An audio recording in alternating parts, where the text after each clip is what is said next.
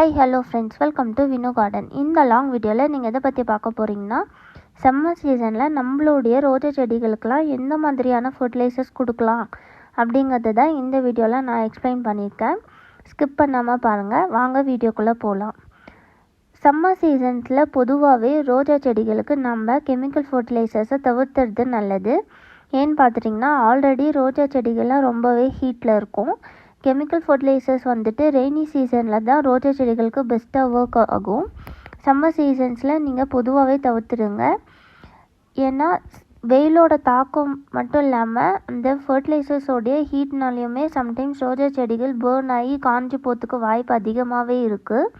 அதனால் நீங்கள் ஆர்கானிக் ஃபர்டிலைசர்ஸே கொடுத்துட்டு வர்றது நல்லது. முக்கியமாக பார்த்துட்டிங்கன்னா, இந்த அரிசி கழுவுன தண்ணி, அதுக்கப்புறம் வெந்தய தண்ணி, அதுக்கப்புறம் ஆனியன் ஊற வச்ச தண்ணி, ஆனியன் தோல் ஊற வச்சுட்டு கொடுக்கணும். அந்த மாதிரி நான் ஆல்ரெடி நிறைய ஃபர்டிலைசர்ஸ் பற்றி என்னோடய சேனலில் போஸ்ட் பண்ணியிருப்பேன். அதுக்கப்புறம் கஞ்சி தண்ணி, இந்த மாதிரியெல்லாம் ரோஜா செடிகள் கொடுத்திங்கனாவே நல்லாவே ரிசல்ட்ஸ் கிடைக்கும். ஆனால் இந்த வீடியோவில் நான் எந்த ஃபர்டிலைசர் கொடுத்துருக்கேன் அப்படின்னு பார்த்துட்டிங்கன்னா, ஆனியன் தோலை நிறையவே ஊற வச்சு எடுத்துகிட்டு தண்ணி தான் நான் ரோஜா செடிகள் கொடுத்துருக்கேன்.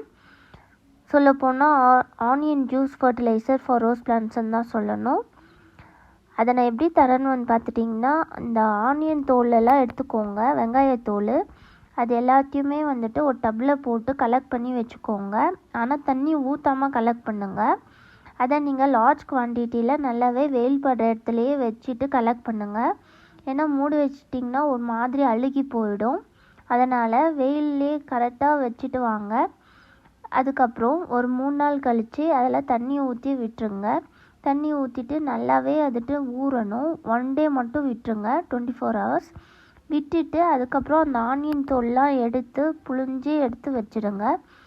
அதோட தண்ணியை மட்டும் இருக்கட்டும். அதை இப்போது உங்கள் பிளான்ட்ஸ்க்கு 1 லிட்டருக்கு 10 லிட்டர் தண்ணி போல் மிக்ஸ் பண்ணிக்கோங்க. மிக்ஸ் பண்ணிவிட்டு உங்களுடைய எல்லா ரோஸ் பிளான்ட்ஸ்க்கும் கொடுத்துட்டு வாங்க.